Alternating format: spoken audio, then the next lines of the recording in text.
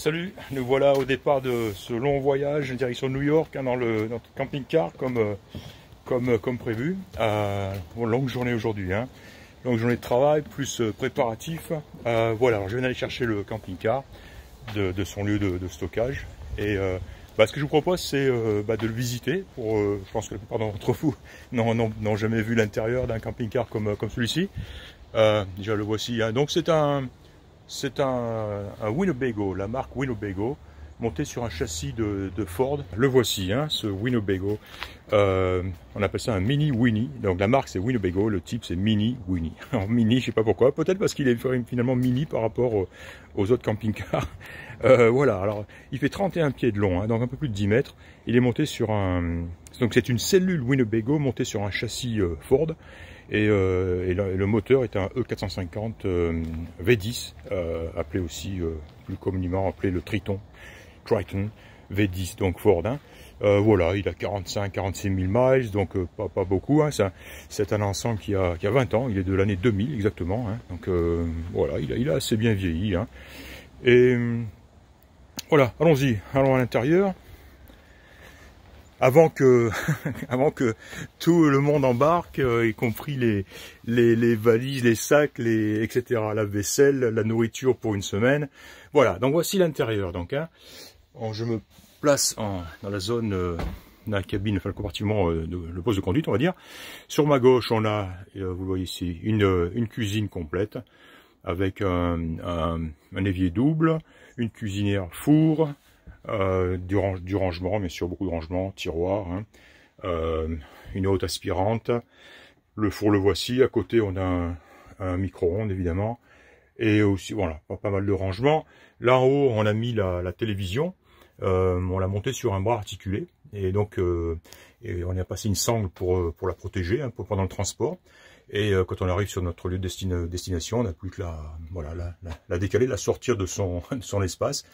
Et voilà quoi. À côté, on a un frigidaire, donc frigidaire normal avec congélateur, on le voit. Côté droit, eh bien, ce qu'on appelle ici la dinette, la dinette, c'est l'endroit, le coin repas, on va dire. Et juste à côté, un canapé 3 places qui est équipé de ceinture de sécurité. Donc on peut s'asseoir ici sur ce canapé pendant le transport, quoi.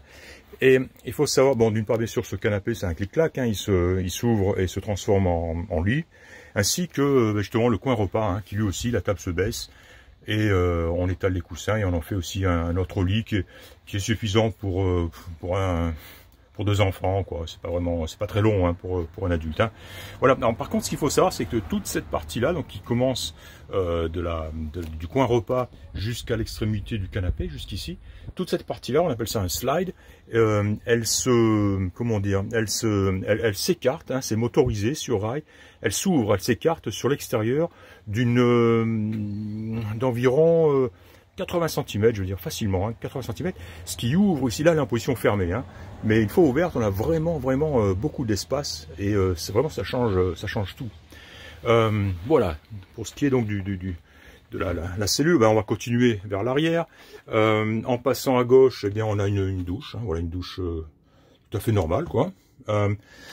À droite, on le reverra en passant, sur les WC, bien sûr, et tout au fond ici, eh bien la chambre à coucher, chambre à coucher avec un grand lit, ce qu'on appelle un queen size ici, du rangement, des fenêtres, voilà, j'ai allumé toutes les lumières parce que ça commence à faire un petit peu sombre et on y voit de moins en moins, mais voilà, rangement, bien sûr, voilà. Ici aussi, une petite étagère équipée pour recevoir une télévision, on l'a jamais installé ici, mais voilà. Et en partant, bien sûr, à gauche, des toilettes, tout ce qui est plus ordinaire, quoi, voilà, avec du rangement, lavabo et voilà le WC. Alors tiens, parlons-en en parlant des systèmes, on va dire. Système, les eaux, ce qu'on appelle les eaux grises, ce sont les eaux de vaisselle, de douche, etc. Sont récupérées dans un réservoir sous le camping-car. Et ce qu'on appelle les eaux noires, ce sont celles qui sont évacuées directement des toilettes, donc dans un réservoir supplémentaire, différent, pardon. Chaque camping ici aux US est équipé d'un endroit pour vidanger les réservoirs d'eau noire et d'eau grise, bien sûr. Voilà, en plus de ça, eh bien, on a On a ici un petit poste de commande, un petit tableau de commande qui nous permet de contrôler justement il n'est pas en marche là, mais permet de contrôler les niveaux de remplissage de ces fameux réservoirs gris et noir. Ici on a la quantité d'eau de l'eau potable embarquée. Ici c'est le niveau de propane. Et ici voilà la batterie. Hein. Là je suis tout allumé sur batterie et donc il va falloir qu'on recharge tout ça en roulant. Hein.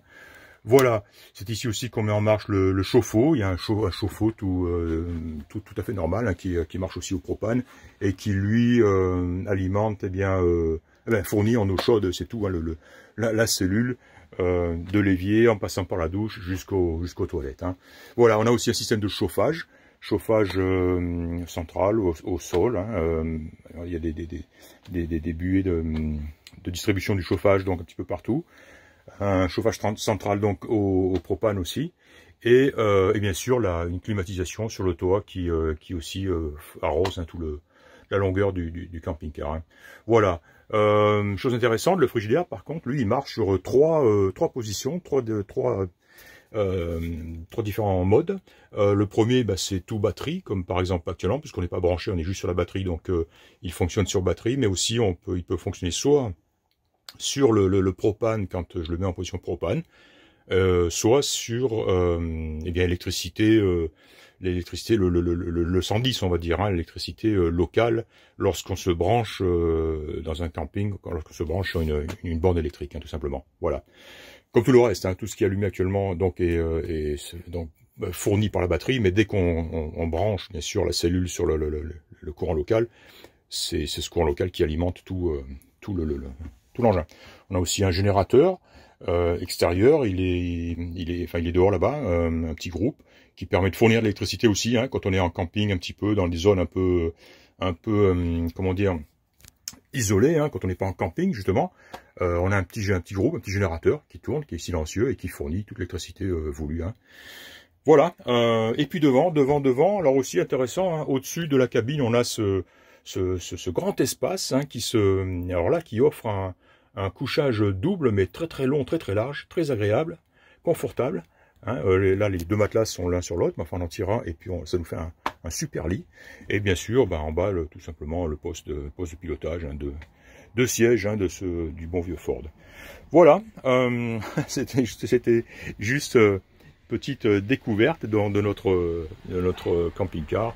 Encore une fois, hein, c'est un vieux camping-car, il a 20 ans, il est bien conservé, quoi. Mais il marche très bien, tous les systèmes fonctionnent, c'est ça qui est bien, quoi. Et voilà, alors on se pose sans arrêt la question, est-ce qu'on va le vendre et s'en acheter un plus récent? C'est tentant évidemment, mais camping-car récent maintenant, ça, même d'occasion, ça commence à 70 000 $ hein, pour quelque chose qui a 3-4 ans de cette taille-là, quoi. Hein. Alors bon, et en plus c'est pratiquement les mêmes, c'est exactement les mêmes, quoi. Hein. Et alors est-ce que ça vaut le coup d'investir autant pour avoir finalement une boiserie un peu plus moderne et des tissus un peu plus modernes? J'en doute. Bon, bien sûr, après il y a les systèmes avec cellules maintenant Mercedes qui nous attirent bien. Alors ils sont beaucoup plus courts, ils se rapprochent beaucoup plus de ce qu'on peut voir en Europe, hein, avec moteur diesel, 6 cylindres, turbo. Là, ça cause aussi au niveau consommation. Il faut savoir que ce truc-là, il nous fait du 9-10 miles par gallon. Enfin, en gros, ça doit quand même tirer quelque part entre 20 et 25 litres au 100. Hein. Donc, ça tète bien. Hein. L'aiguille descend vite. Hein. Voilà, on va commencer à charger la mule. Et départ demain matin à 9 h. Si on n'est pas parti à 9 h, je vais être de sale humeur. Voilà, je fais des rimes en plus. Allez, à tout à l'heure, à plus.